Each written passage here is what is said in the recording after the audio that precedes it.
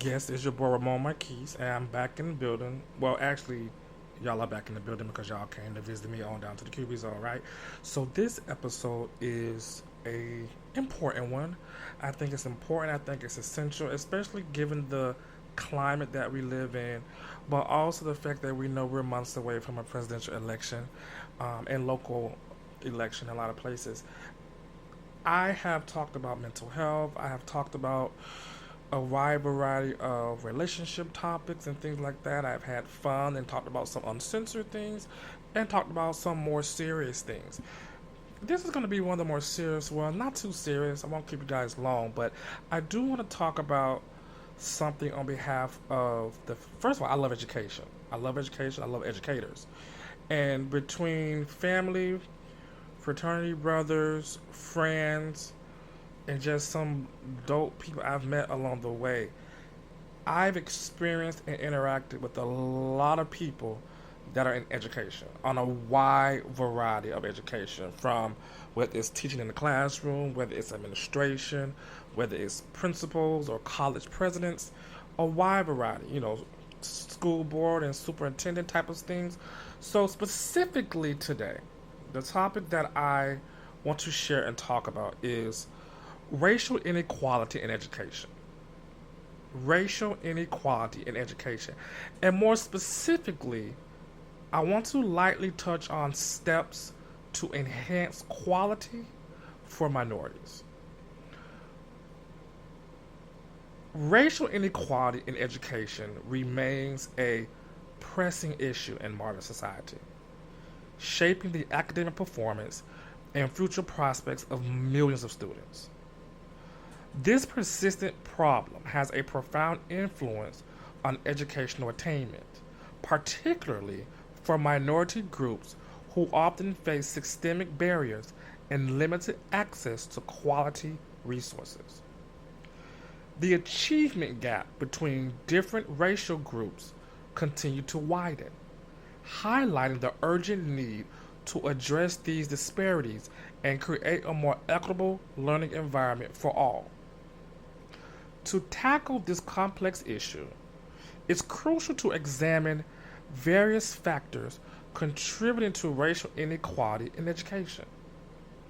These include unequal resource allocation, differences in teacher quality, and the impact of standardized testing on diverse student populations.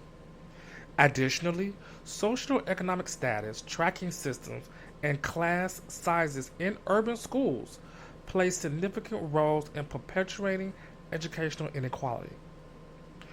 By understanding these challenges and implementing targeted solutions, we can work towards narrowing the achievement gap and fostering a more inclusive educational system that benefits all students, regardless of their racial background.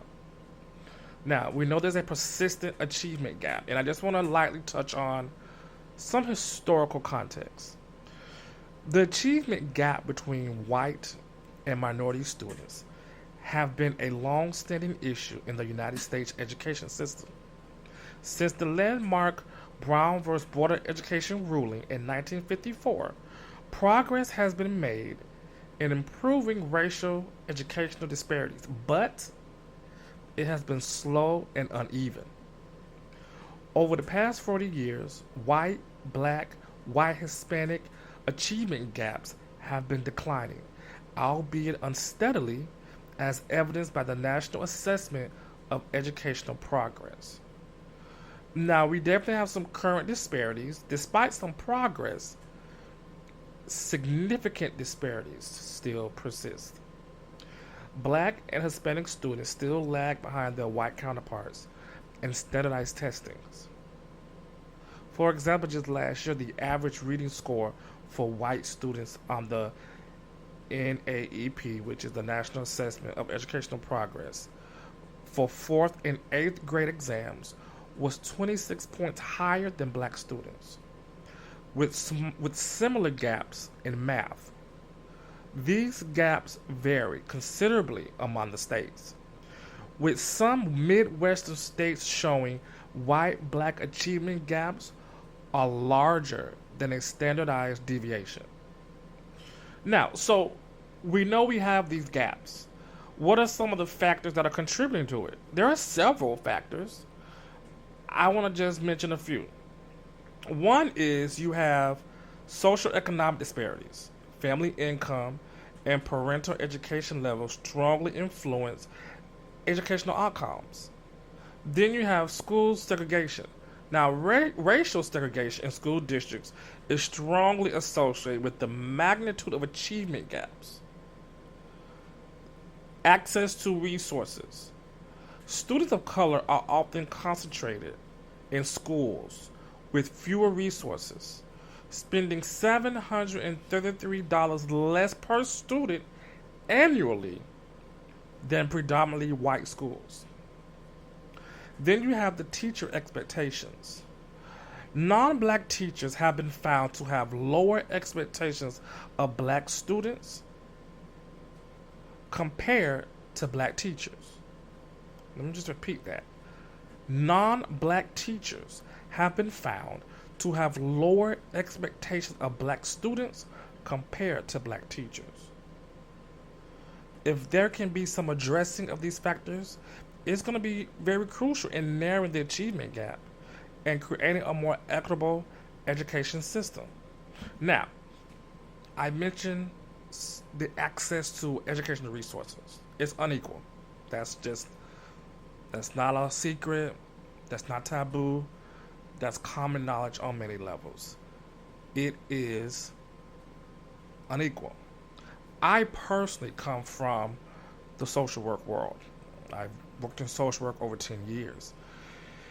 And I can say, because of course, we deal with teachers and IEP and principals. We deal with education. And because I'm such a stickler for education, kudos to how I was raised, I always kind of implement or instill in my clients, my youth, a lot of the same expectations and skills that benefited me that I think would benefit them and then some. And just also, heck, not make some mistakes I made. But I can just say on a social work level, there's a difference in resources. There's a difference in how you treat it by the court system when it comes to the quality of like foster homes, group homes, opportunities. It's in education as well, but it's also in a lot of different areas. For example, being in the social work world, when youth are unfortunately removed from their parents for whatever the factors were that led to that, group homes that house a predominantly minority population, and I'm talking black, any kind of Caribbean nationality, any kind of Spanish nationality or ethnic background, as well as Asian. Compare it to a group home or a foster home or a residential facility where it's predominantly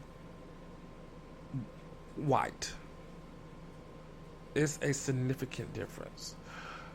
Resources when it comes to taking care of kids, whether it's you being a foster parent or you being the actual relative that's raising your grandkids, your nieces and nephew, stuff like that. The resources that you will have access to,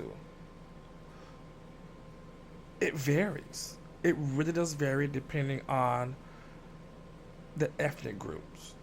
And that's just simply because we minorities tend not to be the first to get certain information. We tend to be the last. They tend to have connections and they know somebody that knows somebody. So a lot of great opportunities, a lot of resources, they gonna know about way before we do.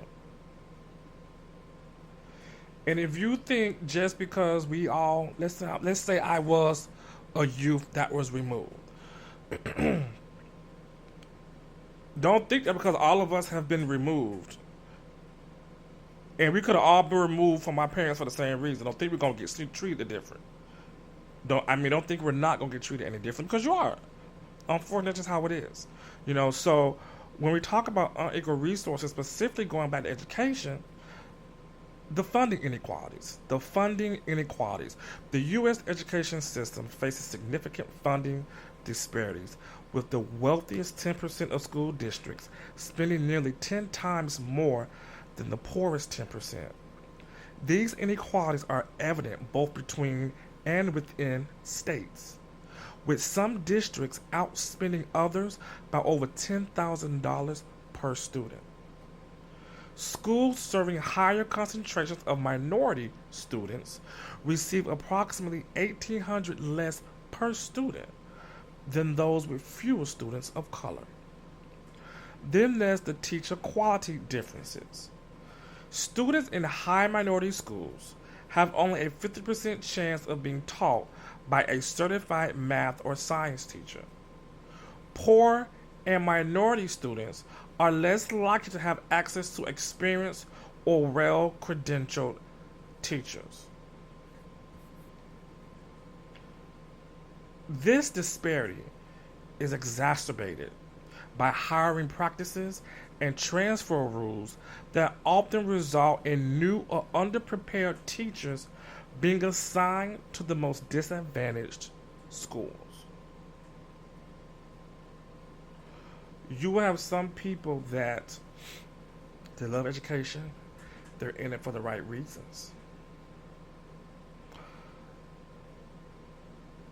But because, unfortunately, and not everybody, but a lot of times we know, you're looked at differently. They compare educations. Did he go to a HBCU versus a predominantly white institution? Did he go to a community college? Where the credentials come from? It's always believed that we have to work. People that are minorities have to work extra harder than the non-minorities, just to get an opportunity. Forget getting ahead, just to get an opportunity. And so a lot of times, you will have these teachers that are fresh coming out of school, and they get thrown into these schools that just are in disadvantaged neighborhoods, and it's out of their control. It's out of the school's control. It's out of the district's control. Because every school is not getting the same for the same amount of money. Because first of all, you have different grades. You have A school, B school, C schools, and then there's just other metrics that they go by. So don't think we all run a high school and all of us finna get the same amount of money from the. Absolutely not. Another thing that we have is we talked about the funding inequalities. We talked about the teacher quality differences. But then there's the curriculum and the courses that are offered. High minority schools are less likely to offer advanced or college preparatory courses in mathematics and science compared to schools serving affluent, predominantly white population. This unequal access to challenging curriculum significantly contributes to achievement gaps between minority and white students. When students have similar course-taking records, racial achievement test score differences narrow substantially. It is substantially different when it comes to the achievement test scores. Very much so. Because going back to the quality and of the teachers, but also the resources, you gotta understand that in these different states, I know in Florida there was the FCAT, and when I was coming up in school, they had the FCAT and the HSCT. And so, every state has whatever form of standardized tests for their school. But here's the situation. Everyone takes the same test. So if you have Jennifer, who is a Caucasian, or Jennifer could be a minority, but she went to a predominantly Caucasian school, the level of courses that's going to be offered to her and that she's going to take is going to be different than the other school that would be predominantly black. But we're still taking the same test. So you're not giving us the same resources to be able to prepare on the same level playing field. But yet you want to give us the same test.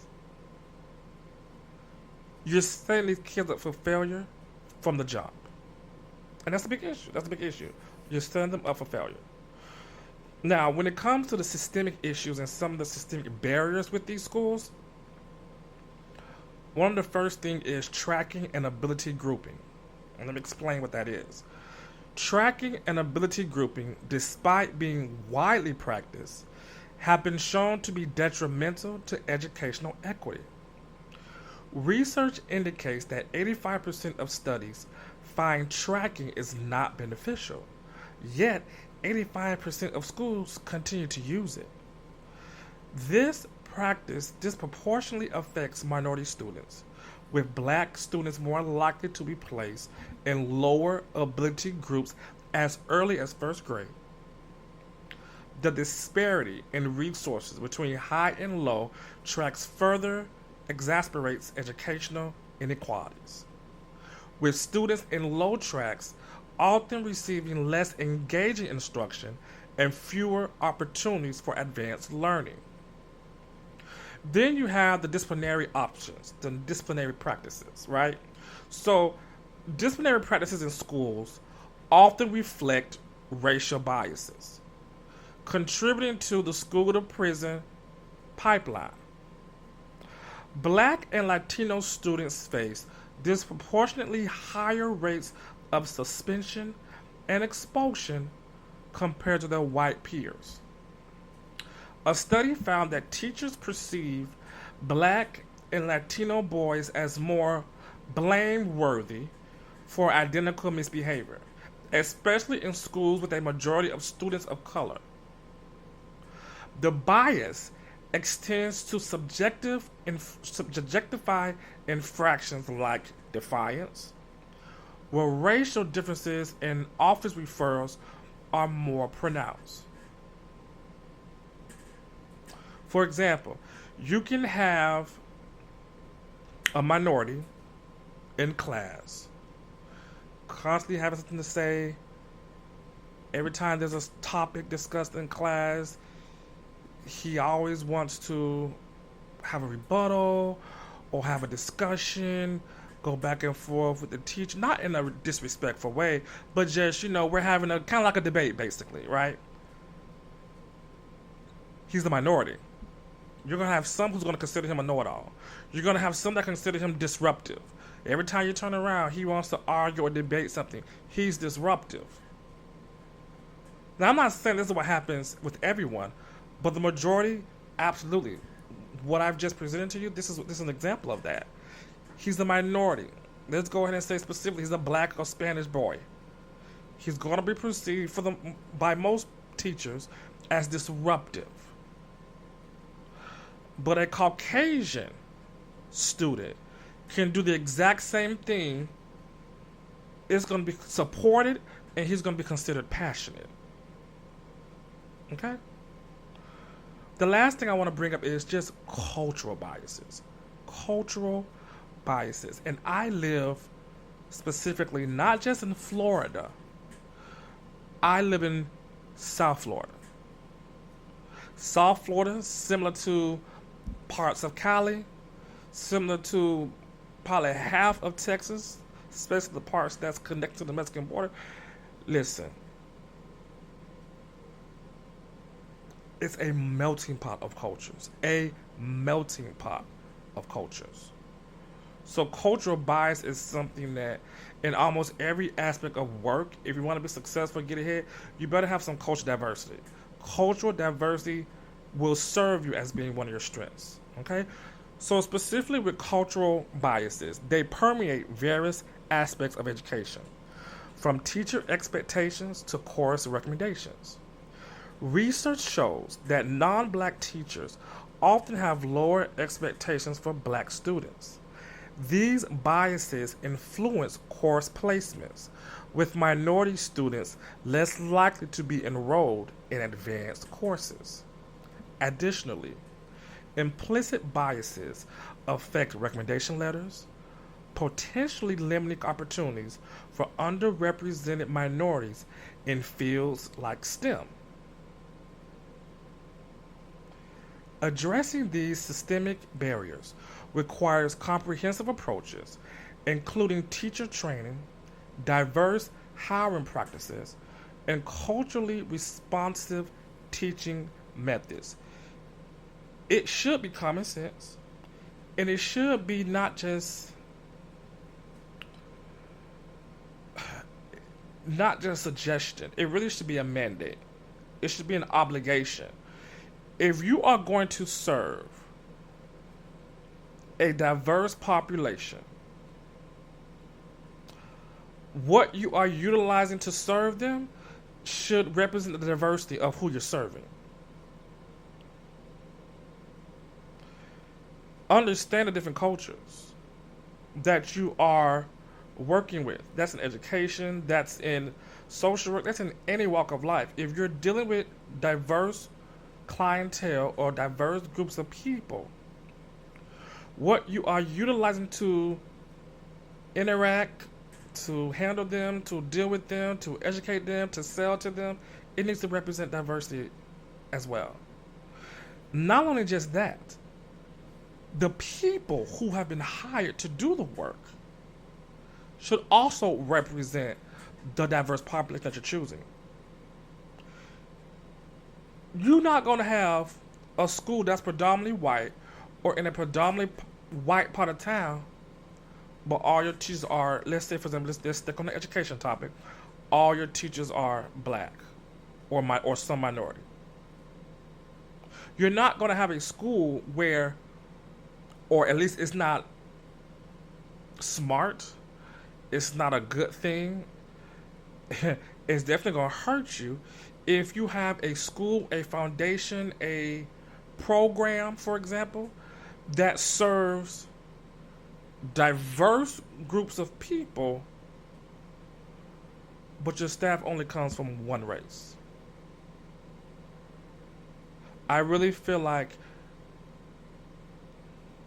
your tools that you're utilizing and the people who are utilizing should mirror the diversity of your clientele. I can say for me, for example, just staying on the education topic, and then I'm gonna close and let y'all go. I remember growing up in Brevard County, and I would say that personally, this is just my journey, my story. I wasn't fully aware of racial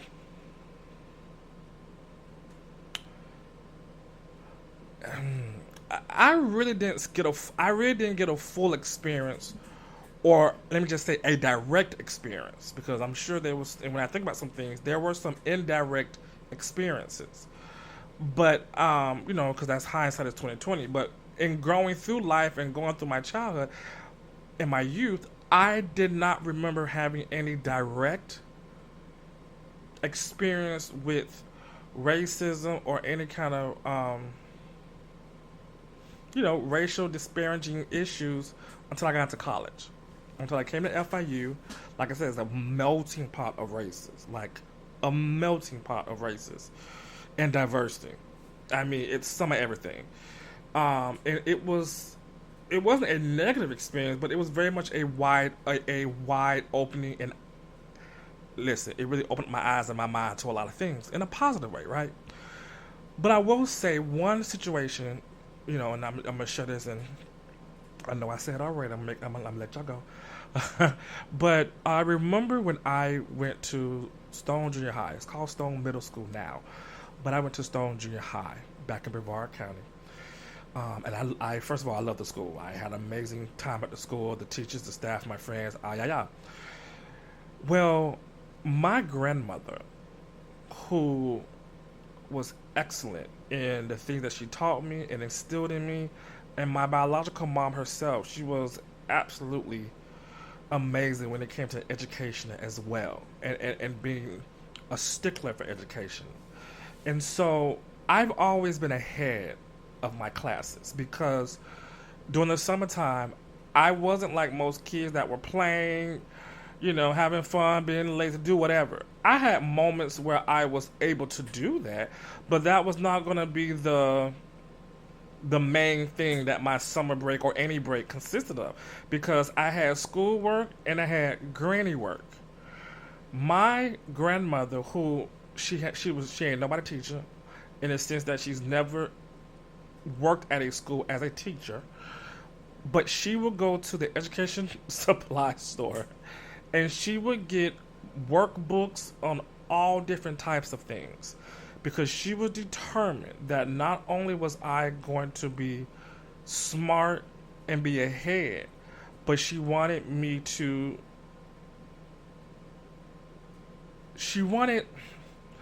really broaden my horizons.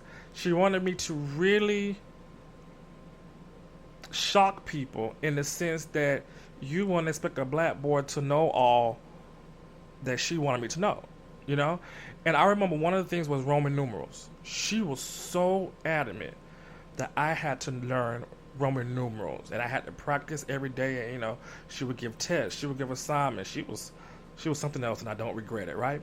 But specific to this one story, I say all that to say this: I was always ahead of my classes, and I was in the, help me Jesus, the 8th grade. I was in the 8th grade, and from from 1st grade to 6th grade, I was in a private school. I'm in a private school, and so I finally, after much begging and convincing, found a guy who let me to leave this Christian school and go to public school. So I go there for 7th grade, and from jump, I always had honors classes. Anything that was honors, I just always had honors. I was an honor student, and she made sure of that. So going to my 8th grade year, I knew that I wanted Algebra 2 honors.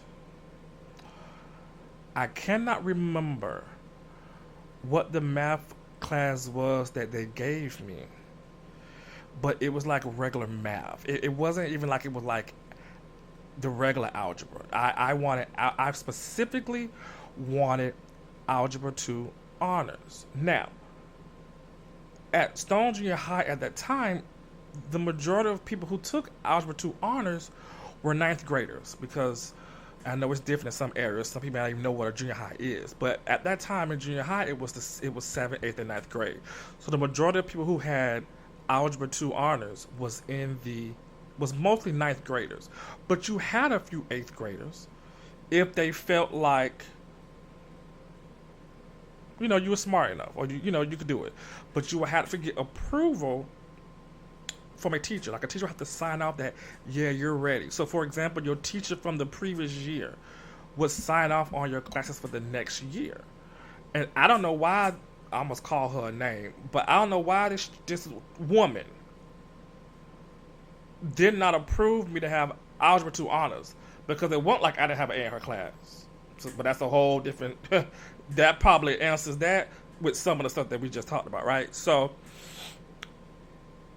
I didn't like it. I was bored in the class, the regular math class they gave me. I was bored. I didn't like it, whatever.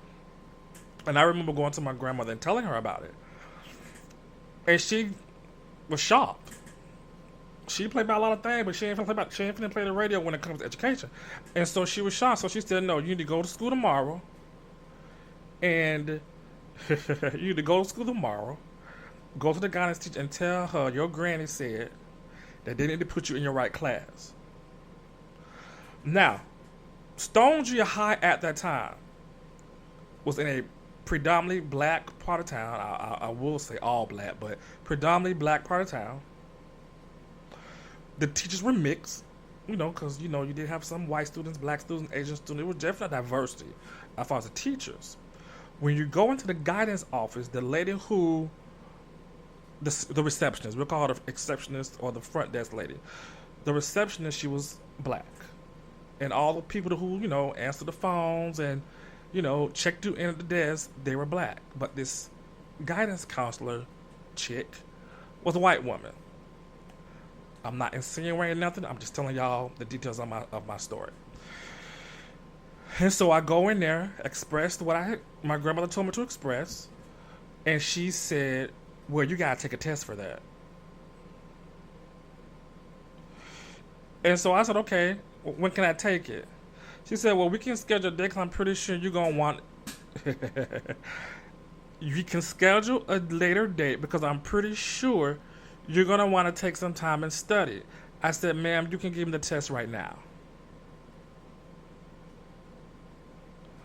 There was a sister who stand by. The lady, like I said, the lady behind the front there. She was black, and the look she had on her face was funny. I was going to add some more details, but I'll just leave it there. It was funny. I guess she felt like she wanted to teach me a lesson, or she felt like I was probably finna write a check that my behind can't cash, for lack of better words. So she went ahead and allowed me to take that test. Now, mind you, of course, as you can expect, you had to get a certain grade, or you had to get a certain grade on the test for them to feel like you will be ready to jump up to Algebra 2 honors, or just Algebra 2 period. But I'm not taking no regular classes. Took the test, and I got more than what the minimum requirement was. I can't remember what the minimum requirement was, and I can't even remember what my score was. But I know it wasn't close. I know I more than met the minimum requirement. Do y'all know this woman still will not sign for me to go into Algebra 2 honors? She still would not let me, y'all. Okay. I went back to the little raggedy math class they had me in, continued on with my day. And my granddad and one of my uncles must have picked me up, because I remember as soon as I walked in the house, my grandmother recognized my face and knew something was wrong. She knew something was wrong with her baby. What done happened? So I told her exactly what I just told y'all. She said, "Okay, don't worry about it. I'm going to a school tomorrow." Now I'm trying not to make this story too long, because anybody who know me and my family, don't play with Amanda. Don't play with Amanda. Don't play with Amanda when it comes to her baby. Don't play with Amanda. So I went about my evening. Woke up next morning, regular routine, getting ready for school. And I go start my day. Go to my first period, second period, so forth, so forth. I'm in the regular math class. And I get a call from the front desk, the front office. They called the teacher and said, "Can you please have Ramon bring his stuff and come to the guidance office?" So I'm like, what the heck? Class just started. Like, what? Why am I going to the guidance office? I don't want to be nowhere near this lady. She already pissed me off. I won't give me my. You know what I'm saying? That's what my head was. I'm like, I don't want to be around this lady.